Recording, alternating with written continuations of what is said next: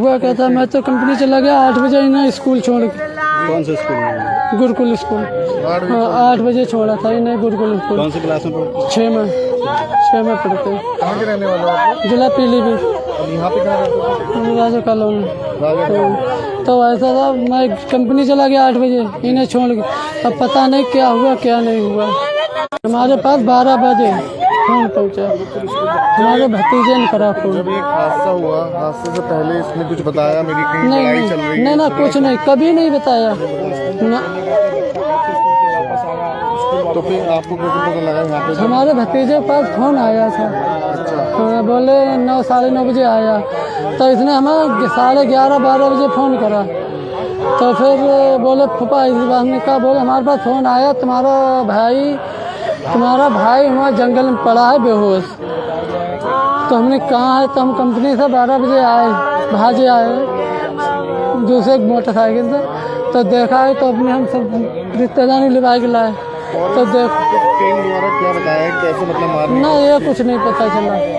कहाँ निशान है इसके? ये गर्दन ये दाबी है। पास से देखा? हाँ मैंने पास से जाके देखा। कहाँ का निशान है? ये दाबी थी, ये निशान है, ये जाने का ये जला हुआ है, जाने क्या है। और ये गर्दन जाला दाबी है, कमीज बंदी है गर्दन में, और आगे फोड़ी है। आपको फोड़ दी? हाँ। आपको किसी पर शक है क्या? नहीं हमें किसी से नहीं, हमारी किसी रंजिश है ना किस तरह कर दें। कोई लड़ाई झगड़ा नहीं हमारी किसी। अंकित का कितने समय से आप कैंप में रह रहे हैं? हमें कम से कम 4-5 साल हो गए। 4-5 साल। कभी इसने कुछ नहीं बताया? कभी नहीं, कभी नहीं। अंकित का दोस्तों के साथ आना जाना, नहीं खाना पीना, नहीं कुछ नहीं। परसों घर से आया है। हाँ हमारी बात और सब दोनों बच्चे हमारी बात घर से आए परसों। 2 बच्चे हैं आपके? हाँ एक छोटा था? एक छोटा है, एक बड़ा वाला है। से दुर्दांत राक्षस प्रवृत्ति के लोग, क्या बच्चे से दुश्मनी हो सकती थी? 15 साल का बच्चा, इसके पास पूरी लाइफ थी, जिंदगी थी जीने के लिए, उसको उसके माँ बाप से इस दुनिया से अलग कर दिया गया। कैसे उसको देखो कितना दुर्दांत तरीके से उसके जो चेहरे की और बाकी बॉडी की जो घटनाएं बता रही हैं, मैं उनके चोटें देखी हैं, चोटें बहुत भयानक हैं और निश्चित रूप से चेहरे पे बहुत मतलब निशान है और पूरा मारपीट के निशान है, जलाने के भी निशान है, जलाने के भी। इसमें बहुत क्रूर जघन से जघनतम जो हत्याकांड है वो ये है। सुनने में आंखें भी फोड़ी? मैं हाँ, आंखों में इनके यहाँ पूरी यहाँ पर मोटी मोटी आंखें हैं। मैंने तो भी उसका शव देखा है, पार्थिव शरीर देखा है। निश्चित रूप से आंखें हमारी भी भरी हुई हैं, लेकिन अब मुझे तो लगता है कि इनको कानून के दायरे में रहकर लेकिन फांसी जरूर देनी चाहिए और बिना बेल के त्वरित न्यायालय में, जिसमें शीघ्र सुनवाई हो। ये 10-20-25 साल तक केस ना जाए। जिस माँ बाप के हाथों से उसका बच्चा ले गया तो वो तुरंत इसमें। और मुझे पूरी यहाँ पर चूँकि सीओ साहब हैं, सुंदरम शर्मा भाई है हमारे इंस्पेक्टर, बहुत जांबाज और ईमानदार ऑफिसर है, वो फोरेंसिक वाले भी हैं। तो मुझे 100% उम्मीद है कि इसका जल्द से जल्द अनावरण होगा और एक ऐसा एग्जाम्पल सेट करेगी उत्तराखंड की पुलिस श्री मणिकांत मिश्रा SSP जी के नेतृत्व में, कि आगे से कोई भी दरिंदा ऐसा काम करने से पहले अपने हशर को पहचान ले। एक एग्जाम्पल सेट होना चाहिए। ये रोज़ रोज़ की हत्याएं, रोज़ रोज़ की गोली चलना, अब इसमें भी रुद्रपुर में अब जो है थोड़ा सा सख्ती, थोड़ा नहीं बल्कि बहुत ज़्यादा सख्ती आनी चाहिए और इस हत्याकांड के जो अपराधी हैं उनको तो फांसी से कम की सज़ा, नाइंसाफ़ी होगी। तो खुद 2 बच्चों का बाप हो, एक 17 साल का बच्चा है मेरा और एक 11 साल का। मैं तो मुझे भी डर लग रहा है कि ये हमारे बच्चे, बताओ, जो अपने घर से स्कूल के लिए निकलते हैं, उनको कैसे हम सुरक्षित रख सकते हैं। मैं एक सुरक्षित समाज का एक नागरिक होने के नाते यहाँ पर हूँ कि मैं और नहीं चाहता कि ऐसी कोई भी घटना किसी भी माँ बाप को ऐसा लगे।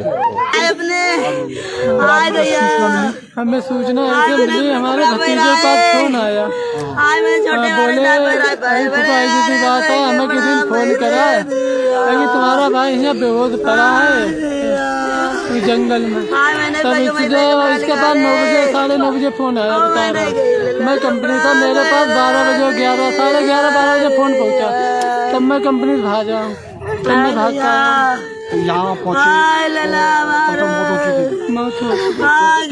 कैसे मौत हुई? कुछ पता शरीर पर कोई निशान नहीं है, ये गर्दन दबी हुई है।